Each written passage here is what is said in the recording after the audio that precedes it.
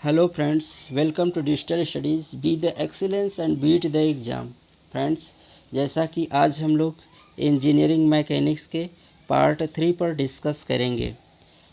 Part 3 में जैसे पहला रेखीय समीकरण और उसके गति, न्यूटन का नियम, कोणीय विस्थापन, सरल आवर्त गति और कुछ ऐसे क्वेश्चंस इंपॉर्टेंट जो कि आरआरबी जेई, एसएससी जेई या ट्रिपल एससी जेई में पिछले 10 वर्षों में आए हुए हैं, उसके एग्ज़ाम पॉइंट ऑफ व्यू पर देखेंगे।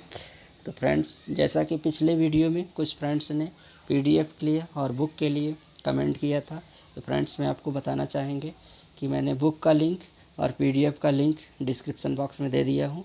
कुछ सब्जेक्ट ऐसे हैं जो सिविल और मैकेनिकल दोनों में मिलते हैं, उनके लिए मैं दे दिया हूँ। फ्रेंड्स, वहाँ से आप लोग डाउनलोड कर लीजिएगा। चलिए फ्रेंड्स, बिना किसी देरी का वीडियो स्टार्ट करते हैं।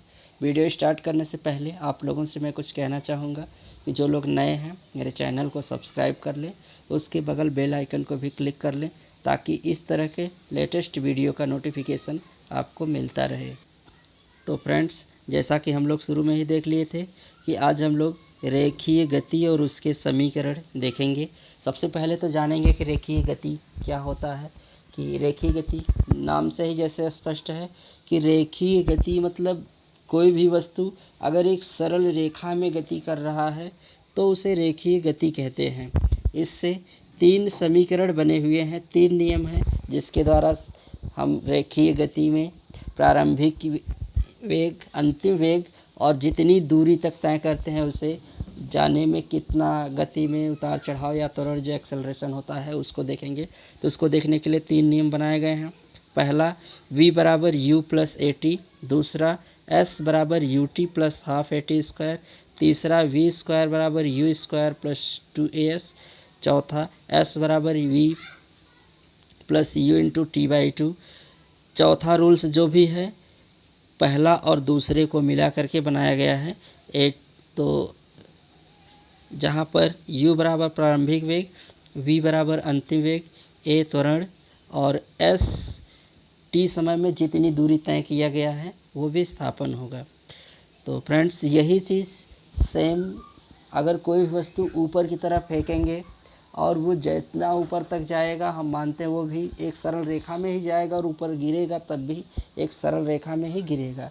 तो उसमें भी रेखीय गति का फार्मूला लगा सकते हैं जिसमें से वहाँ पर एक्सेलरेशन के जगह ग्रेविटेशनल एक्सेलरेशन होगा, बाकी सब कुछ वही रहेगा। तो ए के जगह पर जी हो जाएगा, जहाँ पर v बराबर u plus G T, S बराबर U T plus half G T square, V square बराबर यू स्क्वायर प्लस 2gs। फिर कंडीशंस इसके हैं कि जब पिंड ऊपर की ओर जा रही है तब g का मान प्लस पॉजिटिव होगा और अगर वस्तु नीचे की ओर आ रही है तो g का मान नेगेटिव होगा। तो इसको देखते हैं। नेक्स्ट, अगर कोई पिंड h ऊंचाई से गिराई जा रही है, v वेग के साथ गिर रहा है, तो v बराबर मोस्ट इम्पॉर्टेंट है जो कि एसएससी जेई या यूपी ट्रिपल एससी जेई में लगभग ये आता है कि कोई वस्तु है, हम मानते हैं यहाँ h ऊंचाई से नीचे की तरफ गिराई जा रही है, तो जैसे नीचे गिरेगा तो इसका वेग v बराबर यहाँ पर √2gh होगा। कैसे होगा उसे हम लोग देखते हैं कि एक फार्मूला इसका है कि v स्क्वायर बराबर यू स्क्वायर प्लस 2gh, जहाँ पर ऊपर से वस्तु गिराई जा रही मतलब प्रारंभिक वेग इसका u बराबर क्या हो जाएगा, 0 हो जाएगा। तो v बराबर क्या होगा, स्क्वायर उस तरफ जाएगा तो करड़ी में ये 0 हो जाएगा, जोड़ेंगे तो उतना, तो ये हो जाएगा 2gh। तो इस तरह से कोई वस्तु अगर ऊपर से नीचे की तरफ फेंकी जा रही है तो उसका अंतिम वेग क्या होगा, v बराबर √2gh। नेक्स्ट टॉपिक हम लोग पढ़ते हैं न्यूटन का गति विषयक नियम। तो न्यूटन का गति विषयक नियम में हम लोग देखते हैं कि न्यूटन का प्रथम नियम, न्यूटन ने 3 नियम दिया था, तीनों नियम को देखते हैं।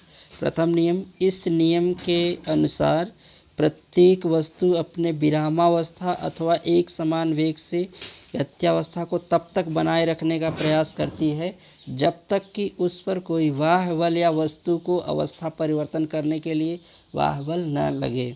अर्थात एक साधारण भाषा में देख लेते हैं तो कोई वस्तु अगर गतिकीय अवस्था में है तो गतिकीय अवस्था में रहती है, या विरामावस्था में है तो विरामावस्था में ही रहती है, जब तक कि उस पर कोई बाह्य बल न लगाया जाए। प्रथम नियम के अनुसार ये होगा। नेक्स्ट, न्यूटन का गति विषयक द्वितीय नियम। द्वितीय नियम में क्या है कि किसी वस्तु में होने वाले परिवर्तन की दर वस्तु पर आरोपित बल के बराबर अथवा समानुपाती होती है, अर्थात F in proportional to ma। अर्थात इसमें देखिए, आरोपित परिवर्तन, किसी वस्तु में होने वाले परिवर्तन की दर उस वस्तु पर आरोपित बल के बराबर अथवा समान। परिवर्तन दर अर्थात त्वरण का परिवर्तन दर बराबर होता है, तो प्रोपोर्शनल हटाएंगे तो F बराबर ये हो जाएगा ma। अर्थात न्यूटन का द्वितीय नियम। न्यूटन का तृतीय नियम हम लोग देखते हैं, तीसरा रूल्स, कि इस नियम के अनुसार संपेश में प्रत्येक क्रिया के बराबर तथा विपरीत दिशा में प्रतिक्रिया होती है। अर्थात अगर किसी दीवार पर अगर हम लोग बल लगाते हैं तो दीवार वैसे ही बनी रहती है, क्योंकि जितना हम बल लगाते हैं उतना दीवार में बल रहता है, इसलिए दीवार नहीं गिरती है। जैसे ही हमारा बल दीवार के बल से ज़्यादा होगा तो दीवार गिर जाती है। तो जब तक दीवार बैलेंस बनाई रहती है वहाँ पर न्यूटन का तृतीय नियम ही लगता है। तो इस प्रकार न्यूटन का तृतीय नियम। नेक्स्ट टॉपिक हम लोग पढ़ते हैं कोणीय विस्थापन। कोणीय विस्थापन देखते हैं कि जब कोई कण किसी वृत्त की परिधि पर चलता है तब किसी क्षण कण की त्रिज्या सदिश कण की प्रारंभिक स्थिति के सापेक्ष जितने कोण से घूमता है उस कोण को उस क्षण का कोणीय विस्थापन कहते हैं। यह एक सदिश राशि है। अब कोणीय विस्थापन हम लोग देख लेते हैं कि कोई मान लेते हैं कि कोई वृत्त है और इस पर कोई वस्तु अगर चल रही है, यहाँ से मान लेते हैं कि चलना प्रारंभ किया यहाँ से, और इसके त्रिज्या यहाँ पर रेडियस r है, यहाँ चलना प्रारंभ किया, इसी क्षण पर यहाँ पर फिर ये अपनी त्रिज्या के प्रारंभिक बिंदु पर पहुँच जाता है। तो ये जो कोण बनेगा, ये कोण के डिस्टेंस, यहाँ से यहाँ तक के डिस्टेंस, ये कोणीय विस्थापन होगा। तो यही चीज़ है। फिर से हम लोग देख लेते हैं कि जब कोई कण किसी वृत्त की परिधि पर चलता है, ये कण वृत्त की परिधि चलना प्रारंभ करता है, तब किसी क्षण कण की त्रिज्या सदिश की प्रारंभिक स्थिति के सापेक्ष जितने कोण पर, तो कण की किसी समय क्या हुआ कि यहाँ पर हम मान लेते हैं कि त्रिज्या किसी समय प्रारंभिक स्थिति पर पहुँच जाता है। तो इस प्रकार जितने कोण बनता है उसे विस्थापन कहते हैं। नेक्स्ट टॉपिक हम लोग देखते हैं कोणीय वेग। कोणीय वेग क्या होता है कि कोणीय वेग वृत्त की परिधि, वृत्त की गति, किसी कण से कोणीय विस्थापन के समय के साथ परिवर्तन की दर को उस कण का कोणीय वेग कहते हैं। इसे प्रायः ग्रीक अक्षर ओमेगा द्वारा प्रदर्शित करते हैं।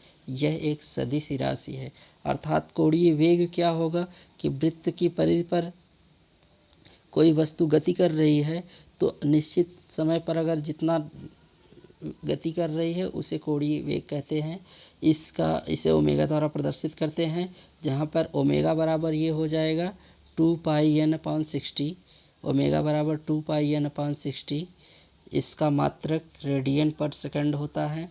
अब अगर कोई वृत्तीय गति कर रही है वस्तु, अगर ये हम मान लेते हैं इसका रेडियस r है, तो अगर इसे हम सीधा कर दें, ये एक मान लेते हैं कि कोई वृत्त है, कोई सर्कुलर मान लेते हैं कोई वस्तु है, इसकी रेडियस r है। अगर हम इसको तोड़ के यहाँ से इसे सीधा कर दें और उसमें r का गुणा कर दें तो ये क्या हो जाएगा, रेखीय गति हो जाएगा। रेखीय गति अर्थात ओमेगा में अगर हम इस रेडियस का गुणा कर देंगे r का, तो ओमेगा r बराबर क्या हो जाएगा, रेखीय गति हो जाएगा। नेक्स्ट टॉपिक हम लोग पढ़ेंगे कोणीय त्वरण। कोणीय वेग परिवर्तन की दर को कोणीय त्वरण कहते हैं, अर्थात वेग परिवर्तन दर को त्वरण कहते हैं। रेडियन पर सेकंड स्क्वायर होता है। इसे अल्फा द्वारा प्रदर्शित किया जाता है और यह एक सदिश राशि है। नेक्स्ट टॉपिक हम लोग पढ़ते हैं सरल आवर्त गति। सरल आवर्त गति, जब कोई कण अपनी साम्य स्थिति के इधर उधर सरल रेखा में इस प्रकार गति करता है कि इस कार्यकारी प्रत्यानयन बल प्रत्येक स्थिति में कण के विस्थापन के अनुक्रमानुपाती होता है तथा सदैव साम्य स्थिति की ओर दिष्ट होता है तो कण की गति सरल आवर्त गति। हम मान लेते हैं कि घड़ी का पेंडुलम होता है, तो पेंडुलम एक बार यहाँ इधर जाता है, फिर इधर जाता है, फिर इधर ये इसी पर चक्कर लगाता रहता है, तो ये क्या होगा, इसी को हम लोग बोलेंगे सरल आवर्त गति। इसमें कई पार्ट भी होते हैं, जैसे एक चक्कर ये यहाँ पर ये आयाम होता है, एक चक्कर जो लगाता है उसे आवृत्ति बोलते हैं। एक चक्कर यहाँ से यहाँ तक लगाने में जितना समय लगता है आवर्तकाल। चलिए सबका परिभाषा देख लेते हैं। सबसे पहला क्या है, आयाम। तो आयाम क्या होता है देख लेते हैं। आयाम में पहला क्या है कि मान लेते हैं कि ये दिया है, माध्य स्थिति से पिंड के अधिकतम विस्थापन को आयाम कहते हैं। आयाम हमेशा वृत्त की त्रिज्या के बराबर होता है। अर्थात ये है, मान लेते हैं कि कोई पेंडुलम है, यहाँ से या माध्य स्थिति क्या यहाँ से यहाँ तक की दूरी होगी, इसे आयाम कहते हैं। और ये डिस्टेंस जो होगा, ये वृत्त की त्रिज्या जो भी ये मान लेते हैं, पेंडुलम घूमेगा तो एक वृत्त बनेगा, अगर चारों तरफ घूमे तो ये आयाम जो भी होगा वृत्त की त्रिज्या के बराबर होगा। नेक्स्ट क्या है, नेक्स्ट हम लोग पढ़ते हैं आवर्तकाल। आवर्तकाल क्या है कि एक कण अर्थात पेंडुलम को मान लेते हैं कि ये एक बार यहाँ ए पर आ रहा है माध्य स्थिति, फिर इस साइड में बी पर आ रहा है, अर्थात ए से बी में आने पर जितना समय लगाता है उसे आवर्तकाल कहते हैं। आवर्तकाल कहते हैं। आवर्तकाल को टी द्वारा प्रदर्शित करते हैं। टी बराबर होता है omega by 2 omega by T. तो आवर्तकाल ये हो जाएगा टी बराबर 2 पाई बाई ओमेगा।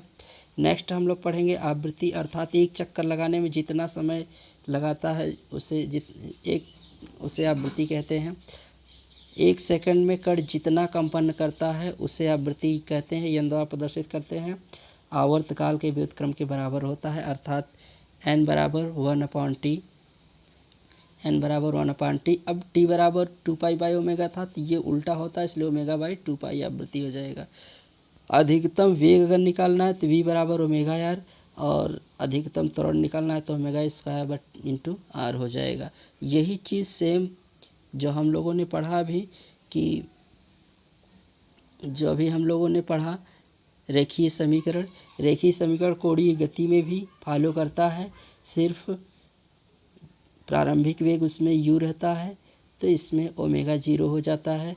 अंतिम वेग v रहता है तो अंतिम वेग ओमेगा, तो ओमेगा बराबर ये omega 0 into alpha T.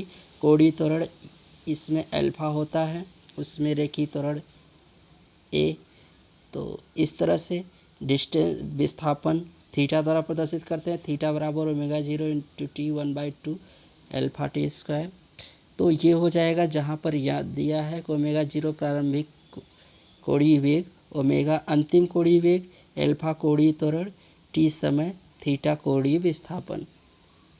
Next topic देखते हैं फ्रेंड्स हम लोग, बलों की भौतिक स्वतंत्रता का नियम।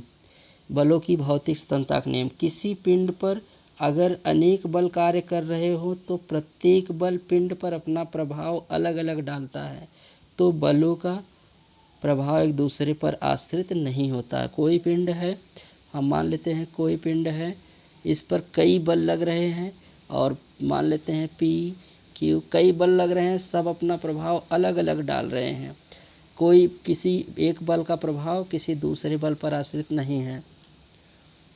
एक बल का प्रभाव दूसरे का अर्थात क्यू का पी पर नहीं है, और भी बल आर मान लेते हैं लग रहे हैं, अर्थात सब स्वतंत्रतापूर्वक इस पिंड पर अगर कार्य कर रहे हैं तो उसे बलों की भौतिक स्वतंत्रता का सिद्धांत कहते हैं। तो फ्रेंड्स, ये इंजीनियरिंग मैकेनिक्स के लगभग टॉपिक कंप्लीट हो गए हैं। आज हम लोग बस यहीं तक पढ़ेंगे। फ्रेंड्स, अगर हमारा वीडियो आप लोगों को अच्छा लगा हो तो प्लीज़ वीडियो को लाइक कमेंट करिएगा, शेयर करिएगा अपने फ्रेंड्स में।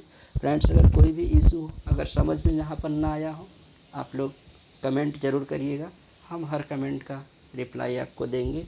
और फ्रेंड्स, आप लोग PDF भी डाउनलोड करके एक नज़र पढ़ लेंगे तो 1-2 दिन में आप अच्छे से एग्ज़ाम में सारे थ्योरी के क्वेश्चन करके आएंगे। लगभग तीनों वीडियो का जो भी हमने लेक्चर इसमें दिया है बनाया है, सारी चीज़ आपको PDF में मिल जाएगा। तो फ्रेंड्स, यहीं तक